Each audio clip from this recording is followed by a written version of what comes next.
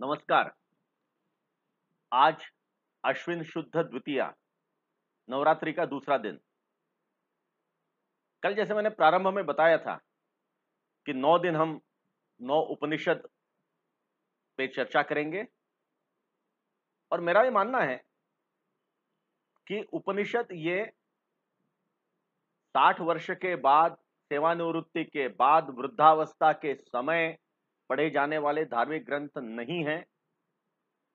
ये जीवन का मंत्र है, जीवन का सार है और अद्भुत बात ये है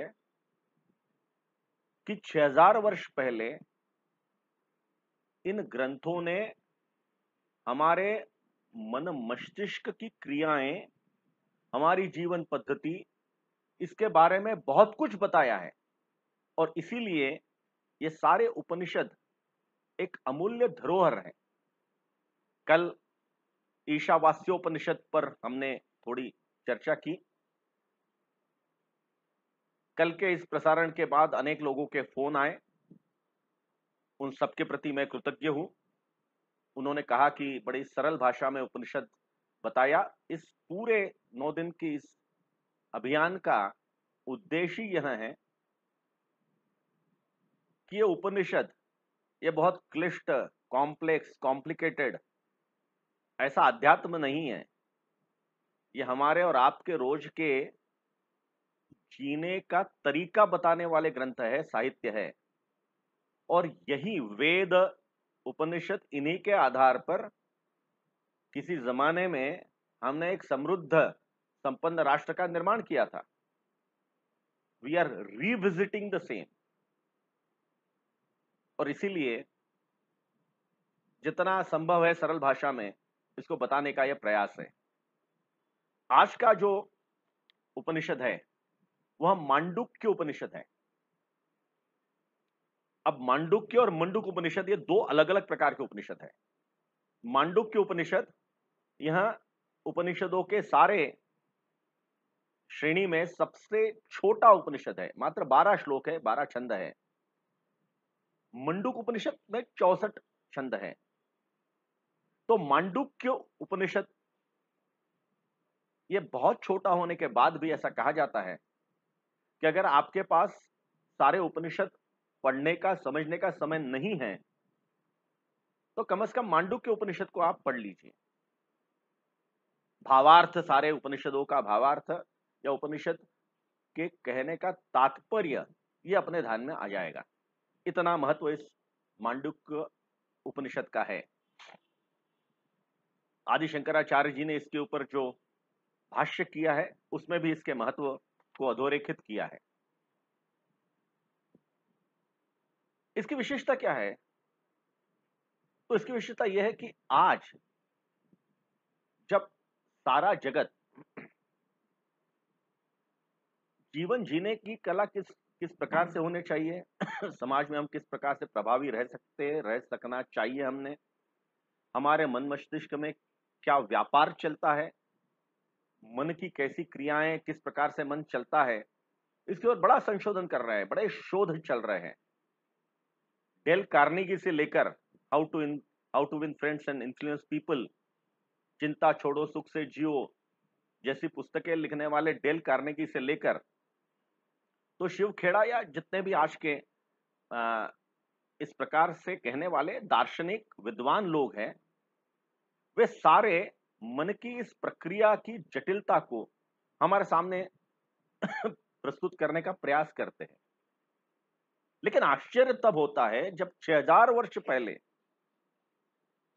जिस समय सारे विश्व का ये जीवन भी उस समृद्धता की श्रेणी में नहीं पहुंचा था, उस समय हमारे ऋषि मुनियों ने मन के व्यापार को समझकर और जीने का एक सूत्र हमें बताया है।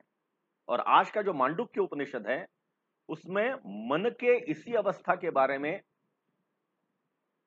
इन 12 छंदों में ही और चर्चा की गई है। सभी उपनिषदों के पहले, कल जैसा ईशावास्य उपनिषद के समय मैंने बताया था, एक प्रार्थना की गई है। यह प्रार्थना यह समष्टि परमेष्टि को उद्देश्य करके है ये सारे समाज को उद्देश्य करके ये प्रार्थना है। मांडुक्य उपनिषद यहां अथर्ववेद का एक हिस्सा है और मांडुक्य उपनिषद की जो प्रार्थना है, जो शांति मंत्र है पहला, उपनिषद प्रारंभ होने के से पहला, वो हम में से कईयों ने सुना होगा। ओम भद्रम कर्णेभिः शृणुयाम देवाः भद्रम पश्येम अक्षभिः यजत्राः। इसका करके और भी आगे ये पूरा सारा श्लोक है। इस श्लोक में क्या कहा गया है, इस प्रार्थना में क्या कहा गया है? प्रार्थना में यह कहा गया है कि हमारे जो भद्रम करने भी, हमारे जो कान हैं वो हमेशा कल्याणकारी बातें सुने, मंगलमय बातें सुने। वो कल्याणकारी मंगलमय बातें सुनने से हमारा मन मस्तिष्क भी उसी प्रकार से सोचने लगेगा, हमारा मन भी उसी प्रकार से विचार करने लगेगा। इसलिए जो भी हम सोचे उसके ऊपर हम जो सुनते हैं उसका बड़ा प्रभाव होता है। इसलिए हमने वही बात सुनना चाहिए, हमारे कानों में वही ध्वनि ग्रहण होना चाहिए जो मंगलमय है, अच्छा है, जो लोक कल्याणकारी है, समाज हित की बात करता है। इस प्रकार का ध्वनि अगर हमारे कानों में आता है तो हमारा मन निर्मल होता है, हम अच्छे मन से सोच सकते हैं अपने बारे में और समाज के बारे में। मैं बार बार इस बात को दोहराता हूं कि आज से 6000 वर्ष पहले जब मानव के जीवन के सारे आयाम भी ठीक से व्याख्या उनकी नहीं हुई थी, परिभाषित नहीं हुए थे, ऐसे समय में हमारे इन पुरखों ने कितनी परिपक्व, मैच्योर्ड इस प्रकार की बात इसमें की है। और इसीलिए अब इसमें जैसा ये यजत्रहा करके शब्द प्रयोग हुआ है, यजत्रहा, यजत्रहा मतलब यज्ञ करने वाले लोग। अब इसमें यह भी कहा यज्ञ मतलब क्या, तो यज्ञ कुंड में अग्नि प्रज्वलित करके जो हम करते हैं समिधा देकर, वही यज्ञ नहीं है। तो यज्ञ क्या है? यज्ञ बुद्धि का है, यज्ञ ज्ञान का है, यज्ञ कर्म का है। उसमें यह भी कहा गया है कि जो हमारे मन को, जो भाता है, जो बात हमें कन्विंस करती है, जिस बात को हम अच्छे से मानने लगते हैं, जिस पर हम श्रद्धा रखते हैं, जो काम हम मानते हैं कि यह काम करना चाहिए, उस काम करते करते अपनी आहुति देना या उस काम में अपने आप को झोंक देना, यह यज्ञ है।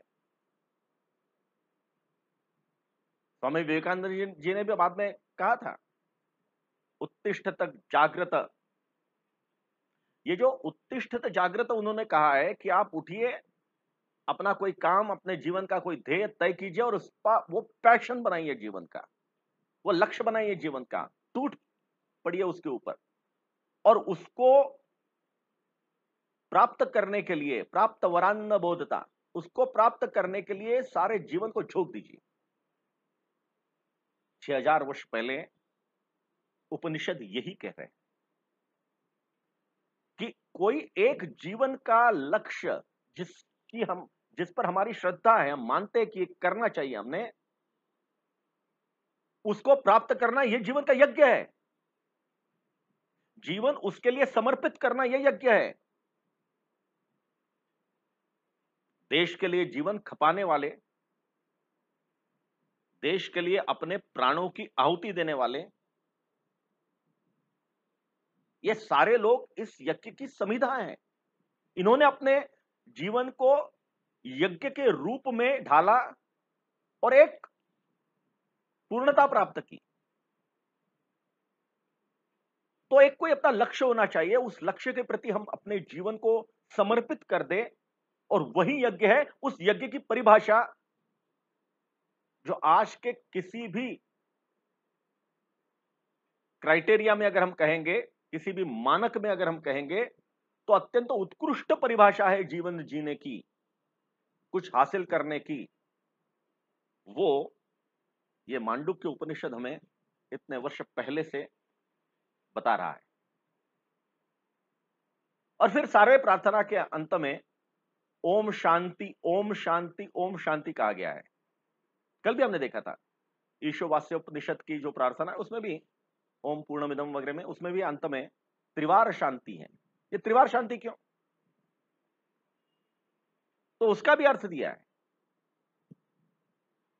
हमें शारीरिक दुख होते हैं, शारीरिक कष्ट होते हैं, अनेक कार्य करते हैं, कार्य करते करते शरीर का कुछ ना कुछ अंग, कुछ ना कुछ भाग थोड़ा दुखी रहता है, उसको शांति मिले, उसकी शांति रहे। तो पहली शांति या अधिभौतिक शांति है, हमारे शरीर की, हमारे आसपास की, ये सारी अधिभौतिक शांति है या शारीरिक शांति हम सरल सहज भाषा में कह सकते हैं। जो दूसरी शांति है वो आध्यात्मिक शांति, लेकिन आध्यात्मिक शब्द अगर ऐसा बड़ा सा लगता है तो हम उसको कहें मानसिक शांति। मन में बहुत विचार आते रहते हैं, किसी पे क्रोध आता है, गुस्सा आता है, अनेक बातें हमारे मन के माफिक नहीं होती हैं, लेकिन फिर भी जीवन तो आगे चलता रहता है। तो उन सब को शांत करके हम आगे की सोचे, उसके लिए यह मानसिक या आध्यात्मिक शांति है, यह दूसरी शांति। और तीसरी जो शांति है वह अधिदैविक शांति है, कि जो कुछ करता है वह ईश्वर है। कैलेमिटीज हम कहते हैं, एक्ट ऑफ गॉड, ऐसा कॉन्ट्रैक्ट में शब्द आता है, एक्ट ऑफ गॉड। तो हमारे सारे कॉन्ट्रैक्ट में भी गॉड को एक प्रकार से माना है कि जो नैसर्गिक आपत्ति आती है, बाढ़ आ जाती है, भूकंप आते हैं, कहीं बिजली गिरती है, कहीं एक्सीडेंट, ऐसे बहुत सारी चीजें होती है, ये सारे एक्ट ऑफ गॉड है, ये सारे दैवीय आपदाएं हैं जो हमारे बस की नहीं है, हमारे हाथ में नहीं है। ऐसी दैवीय आपदाएं अगर रही तो पहली और दूसरी शांति का प्रश्न ही नहीं आता, इसलिए यह तीसरी शांति ज्यादा महत्व की है। इसलिए हम उस दैवीय शक्ति को एक अनुरोध कर रहे हैं, विनती कर रहे हैं कि हमें उससे भी शांति मिले। तो ये अधिभौतिक शांति यानी शारीरिक शांति, आध्यात्मिक या मानसिक शांति, और अधिदैविक शांति यानी ईश्वरीय आपदाएं जो हैं, उस आपदाओं से हमें शांति मिले, हम पर ना आए आपदा। इस प्रकार से तीन प्रकार की शांति हम इस प्रार्थना में हम मांगते हैं। इसलिए त्रिवार शांति, ओम शांति, ओम शांति, ओम शांति जो बोला है वो त्रिवार शांति बोला है। अभी जो ओम शब्द है, ये पूरे मांडुक्य उपनिषद का अगर सार हम कहेंगे, अगर मूल सूत्र हम कहेंगे तो वो ओम शब्द है। ओम, इसका जो प्रारंभ होता है इस उपनिषद का, ओमित्येत, ओमित्येत दक्षरमिदम सर्व तस्योप्य व्याख्यानम भूतम भवद भविष्य दिनी सर्व मोंकार एव। ये ओम के बारे में बात चल रही है। ओमकार यानी प्रथम निर्मित, पहले ओंकार निर्मित हुआ। ये ओंकार का बहुत महत्व है। ये ओंकार शब्द मात्र आध्यात्मिक नहीं है, ये शब्द अधिभौतिक है, ये आध्यात्मिक भी है, ये शास्त्रीय भी है।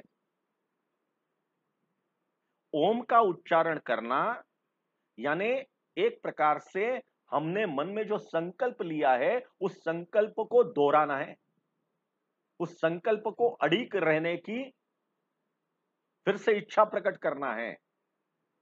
यह मतलब ओम का उच्चारण है। इसलिए ओम का उच्चारण अपने आप में एक बहुत महत्वपूर्ण उच्चारण है। ओम का उच्चारण यह मंगलमय उच्चारण है, वातावरण को प्रसन्न करने वाला, प्रमुदित करने वाला। किसी बात पर अगर अच्छा हमें लगता है तो ओम का ध्वनि यह सारे वातावरण को शुद्ध करता है, प्रमुदित करता है, आनंदित करता है, प्रसन्न रखता है। इसलिए ओम का ध्वनि बड़ा महत्वपूर्ण है, मंगलदायी ध्वनि है, मंगल ध्वनि है। अब ये बात हमेशा आती है कि जब भी हिंदू धर्म की बात आती है तो हिंदू धर्म में इस प्रकार का अगर हम कहेंगे कि ओम का ध्वनि है, मंगल ध्वनि है, अच्छा है, इसके कारण बड़ा मंगलमय आनंदमय वातावरण होता है, तो अनेक लोग हैं जब हिंदू धर्म की बात आती है तो वो कहते हैं ये सब अनसाइंटिफिक है, आप बहुत अनसाइंटिफिक बातें करते हैं। ओम कहने से अगर आजू बाजू मंगल होने लगा तो फिर क्या? उन्हीं के लिए मैं बताता हूं, उन्हीं के लिए। भौतिक शास्त्र में एक शब्द प्रयोग पिछले 200-300 वर्षों से चल रहा है, सिमेटिक्स। गूगल करें आप, मिल जाएगा आपको सिमेटिक्स। ये शास्त्र है, भौतिक शास्त्र का एक अंग है सिमेटिक्स। इसके ऊपर पाश्चात्य जगत ने अनेक प्रयोग किए हैं। 17वीं शताब्दी में इसमें अर्न्स्ट क्लाइडनी ने इसके ऊपर कुछ प्रयोग किए, उसने शुरुआत की एक प्रकार से इस शास्त्र की। यह शास्त्र क्या है? तो ध्वनि की तरंगों से कुछ फॉर्मेशन बनते हैं, तो ध्वनि की तरंगों से बनने वाले फॉर्मेशन पर अध्ययन करने का यह शास्त्र है। 17वीं शताब्दी में तो उतना उन्नत विज्ञान नहीं था पाश्चात्य जगत के पास, फिर भी अर्न्स्ट क्लाइडनी ने कुछ प्रयोग उसमें किए, उसमें सफलता मिली, विज्ञान आगे बढ़ता गया। और अभी अभी कुछ वर्ष पहले ये हांस जेनी, इनकी मृत्यु 1972 या 1974 में हुई है, हांस जेनी। इन्होंने इसके ऊपर बहुत काम किया। सिमेटिक्स आप कहेंगे तो हांस जेनी का शब्द तुरंत, उनका नाम तुरंत आ जाएगा, इतना उनके साथ वो सिमेटिक शब्द जुड़ा हुआ है। उन्होंने क्रिस्टल ऑसिलेटर्स जो होते हैं, क्रिस्टल ऑसिलेटर ध्वनि को निर्माण करने वाले एक प्रकार से, तो क्रिस्टल ऑसिलेटर्स के द्वारा टोनोस्कोप नाम का एक यंत्र बनाया, टोनोस्कोप। अब ये टोनोस्कोप यंत्र के द्वारा जो ध्वनि लहरी होती है, वो ध्वनि लहरी प्रकट होने के बाद उसके क्या क्या फॉर्मेशन बनते हैं, उसके बहुत प्रयोग हुए। अब मैं विषय पर आता हूं। सबसे मजेदार प्रयोग हुआ है, रिकॉर्डेड है, डॉक्यूमेंटेड है, कि टोनोस्कोप के माध्यम से जब ओम शब्द का ध्वनि प्रकट किया गया तो जो रेत पे, बिल्कुल हल्की रेत होती है, सरफेस पे रखते हैं, या पानी की बिल्कुल ऐसी सतह, उस पर रंग डालते हैं जो बिल्कुल शांत है, और ध्वनि के द्वारा उससे फॉर्मेशन बनते हैं।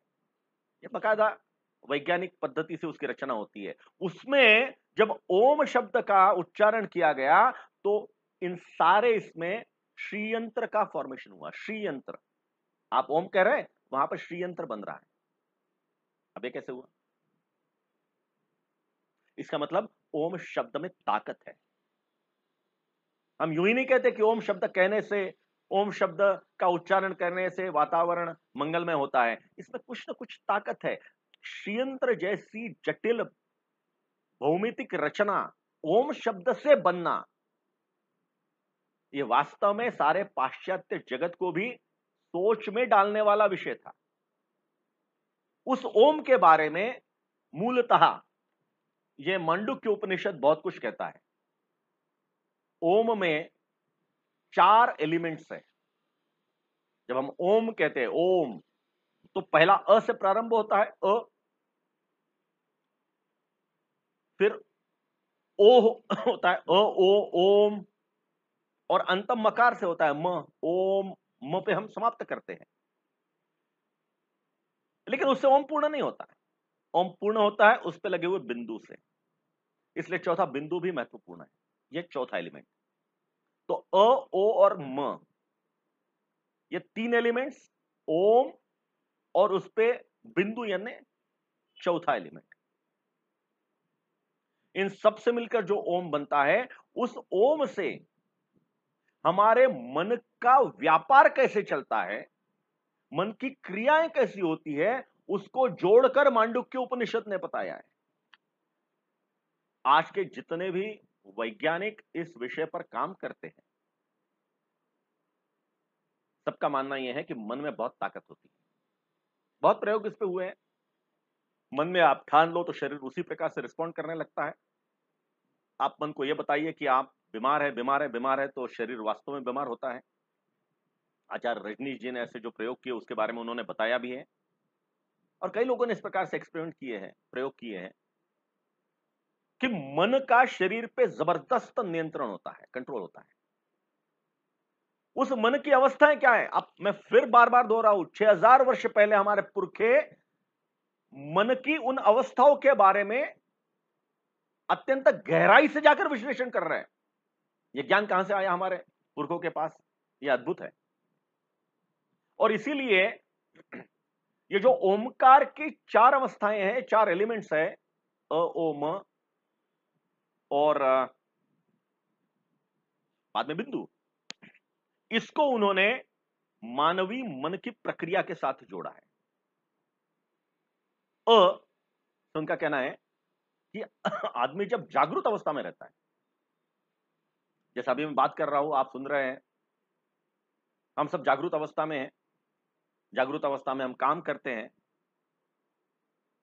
मन में ठान लेते हैं, उस प्रकार से काम करने का प्रयास करते हैं। ऐसे जागृत अवस्था में जो व्यक्ति है, उसको इस उपनिषद ने वैश्वानर कहा है। वैश्वानर, जबरदस्त ताकत, जबरदस्त ऊर्जा लिए हुए ऐसी जागृत अवस्था की व्यक्ति, स्त्री या पुरुष, ऐसी व्यक्ति, वैश्वान नर में नर है, लेकिन नर ये लिंग भेद से संबंधित नहीं है। वैश्वानर यहां एक शब्द प्रयोग, नाउन है। और इसीलिए ऐसी व्यक्ति जो जागृत है और बहुत ऊर्जा के साथ कुछ ना कुछ कर रही है, करना चाह रही है, ऐसी व्यक्ति जो प्रारंभ कर रही है, ओम का प्रारंभ ही अ से होता है, उसको जागृत अवस्था कहा गया है। और जागृत अवस्था के व्यक्ति को वैश्वानर कहा गया है। जो दूसरा ऊ या ओ है, ओमकार का ऊ या ओ बीच का, उसको स्वप्नावस्था कहा है। कई बार हम जगते हुए भी स्वप्न देखते हैं, कुछ सोचते हैं मन में, दिवा स्वप्न उसको कहा जाता है। कुछ सोच रहा है और मन में ऐसा दिख रहा है कि नहीं नहीं हम ऐसा करेंगे, वैसा करेंगे। और जब निद्रा में होते तब भी स्वप्न देखते हैं। अब निद्रा में जब हम होते हैं तो हमारा शरीर तो शांत हो रहता है, शरीर तो नींद में रहता है, निद्रा में रहता है। इसलिए आजू बाजू की जो भौतिक गतिविधियां है उसके बारे में हमें बहुत कुछ जानकारी नहीं रहती, हम नींद में रहते हैं। जब तक कोई बहुत बड़ी आवाज ना हो जाए, कोई हिला के हमें ना जगाए, तब तक तो हम सोते रहते हैं। लेकिन ऐसी निद्रा में भी हमें सपने आते हैं, और सपनों में हम बहुत कुछ चीजें देखते हैं। जैसे कोई कोई फिल्म चल रही है, और कई बार ये बड़े अजीब किस्म के सपने होते हैं जो हम प्रत्यक्ष में कल्पना भी नहीं कर सकते। वे सारे सपने जैसे फिल्म की रील चल रही है उस प्रकार से चलते जाते हैं। इसके ऊपर काफी रिसर्च हुआ है। मनोव्यापार कहा गया है कि मन में कुछ ना कुछ अपनी छिपी हुई कुछ ना कुछ सोच होती है, इच्छाएं होती हैं, वासनाएं होती हैं, कुछ कहना में होता है, वे सारे सपनों के रूप में सामने आते हैं। लेकिन शरीर जो है वो तो उस समय उस क्रिया में, निद्रा क्रिया में शांत है। मन भी एक प्रकार से शांत है, लेकिन एक प्रकार से काम कर रहा है, एक्टिव है। और कोई जैसा डायरेक्टर, निर्देशक, दिग्दर्शक कोई फिल्म का शूटिंग करे, उस प्रकार से सारी चीजें हमारे सामने आती है। ये कैसे होता है? मन में बात आए, ये कुछ बातें तो हम समझ सकते हैं, लेकिन क्या मन इतना ज्यादा क्रिएटिव डायरेक्टर बन जाता है कि उस सपनों को उस प्रकार से एक सिनेमा के जैसा, चित्रपट के जैसा, और वो बनाकर हमें दिखाता है? ये मन की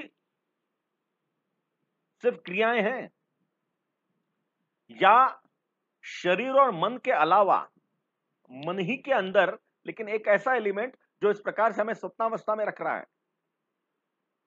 तो हम जागृत तो नहीं है, लेकिन निद्रा में भी नहीं है। ये बीच का ये बीच की स्थिति है हमारी। और इसीलिए जो ओ है या ऊ है ओंकार का, वो यानी स्वप्नावस्था है, स्वप्न की अवस्था। और तीसरा जो म है, जहां हम ओंकार समाप्त करते हैं,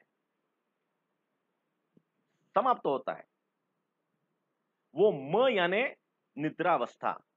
पूर्णता निद्रिस्त है, हमें कोई सपने नहीं आ रहे, बड़े शांत निद्रा में है। बहुत कम लोग होते हैं जिनको बहुत ऐसी शांत निद्रा लगती है। ये मकार है, ये सारे मन का की अवस्थाओं का चित्रण है। तो जागृत अवस्था, कुछ ना कुछ करने की ठान रहे, कुछ ना कुछ काम कर रहे हैं। स्वप्न की अवस्था कि ना हम जागृत है ना निद्रिस्त है, लेकिन मन कहीं ना कोई बात कर रहा है, कोई ना कोई काम कर रहा है, और ऐसे काम कर रहा है जो हम अदरवाइज सोच भी नहीं सकते जागृत अवस्था में। और तीसरा संपूर्ण निद्रित अवस्था, जो निद्रित अवस्था है, प्रगाढ़ निद्रा कहते हैं उसको, सुषुप्ति भी कहते हैं। सुषुप्ति यानी प्रगाढ़ निद्रा, कोई सपने नहीं, कोई कोई कुछ नहीं। और जो ओमकार का बिंदु है, वो इन सबसे परे एक अवस्था है, इसको तुरीय अवस्था कहते हैं। ऐसा कहते हैं स्वामी रामकृष्ण परमहंस जी अनेक बार तुरीय अवस्था में रहते थे। तो तुरीय अवस्था मतलब क्या, कि उसको जागृत अवस्था से वो बहुत ज्यादा अटैच नहीं है, जागृत अवस्था में है लेकिन अटैच नहीं है। उसको स्वप्नावस्था से भी कोई लेना है, स्वप्न नहीं आते, लेकिन निद्रावस्था से भी उसको लेना देना नहीं, उन सबसे पार है, परे है, वो तुरीय अवस्था है। उसको किसी का फर्क नहीं पड़ता, वो निद्रिस्त अवस्था का भी फर्क नहीं पड़ता, ना स्वप्नावस्था का ना जागृत अवस्था का। वो एक अलग ही ट्रांस, जिसको आजकल अंग्रेजी में शब्द प्रयोग ट्रांस में रहता है, इसको तुरीय अवस्था कहा गया है। एक प्रकार से अगर सरलीकृत भाषा में कहे तो भगवान श्री कृष्ण ने गीता में जिसको स्थितप्रज्ञ के लक्षण कहे हैं, वो स्थितप्रज्ञ का भी एक और उच्चतम, उसकी एक और उच्चतम अवस्था यानी तुरीय अवस्था। ये चार अवस्थाओं में हमारा मन रहता है। और ये जो अवस्था है तुरीय अवस्था, ये प्रवृत्ति में निवृत्ति की अवस्था है। प्रवृत्ति तो है, काम करना है, कर रहे हैं, लेकिन वो काम में निवृत्ति है। मतलब निवृत्ति ये शरीर की नहीं है, अब रिटायर्ड हो गए आराम करेंगे, तो कार्यमग्न है, लेकिन कार्य में हम अटैच्ड नहीं हो रहे, इसलिए कार्य कर रहे हैं, लक्ष्य लेकर कार्य कर रहे हैं, अच्छा काम कर रहे हैं, लेकिन हम उसमें बहुत अटैच्ड नहीं है। अगर नहीं हुआ तो ठीक है, हम और आगे बढ़ेंगे और सोचकर आगे बढ़ेंगे। ये प्रवृत्ति में निवृत्ति की अवस्था है, तुरीय अवस्था। और इसीलिए जो तुरीय अवस्था में पहुंचता है, जिसे उसका मन इतना परिपक्व हो जाता है, मजबूत हो जाता है कि उसको किसी भी और अवस्था का कोई फर्क नहीं पड़ता। आजू बाजू की घटनाओं का, रिश्तों का, नातों का कोई फर्क नहीं पड़ता। लेकिन इसका मतलब वो कार्यमग्न नहीं है, ऐसा भी नहीं होता। वो निष्क्रिय नहीं है, वो कार्यशील है, कार्यमग्न है, काम कर रहा है, लेकिन उस प्रवृत्ति में उसकी निवृत्ति है। एक प्रकार से डिटैचमेंट है, कार्य करते करते कार्य करने की जिगर है, जिद्द है, लेकिन उसमें डिटैचमेंट है। यह तुरीय अवस्था। तो पूरा मांडुक्य उपनिषद जो है, सबसे छोटा जैसा मैंने बताया, वो मूलतः ओमकार और ओमकार को सिंबलाइज करके ओमकार के साथ मानवीय मन की जो प्रवृत्तियां हैं उसके ऊपर बात कर रहा है। और इसीलिए आज से मैं फिर कहता हूं, फिर दोहराता हूं, आज से 6000 वर्ष पहले हमारे मानवीय प्रवृत्ति को इस प्रकार से विश्लेषित करना, इस प्रकार से सामने रखना, यह अद्भुत है। इसलिए हमारे पास ये जबरदस्त ज्ञान का खजाना है। यह खजाना कैसे आया, क्या आया, हमारे पुरखों के पास इतना ज्ञान उस समय कब आया, कैसे आया, ये तो हम नहीं जानते। इतना जरूर जानते हैं, इतना जरूर समझ सकते हैं कि जो ज्ञान हमें है, कम से कम हम समझ तो लें। ये खजाना जो हमारे आसपास है, हमारे ऐतिहासिक ग्रंथों में रखा हुआ है, उसको हम समझ तो ले, उसी का ये प्रयास है। आज के लिए, आज के इस मांडुक्य उपनिषद पर बस इतना ही। कल इसी समय फिर मिलेंगे। धन्यवाद।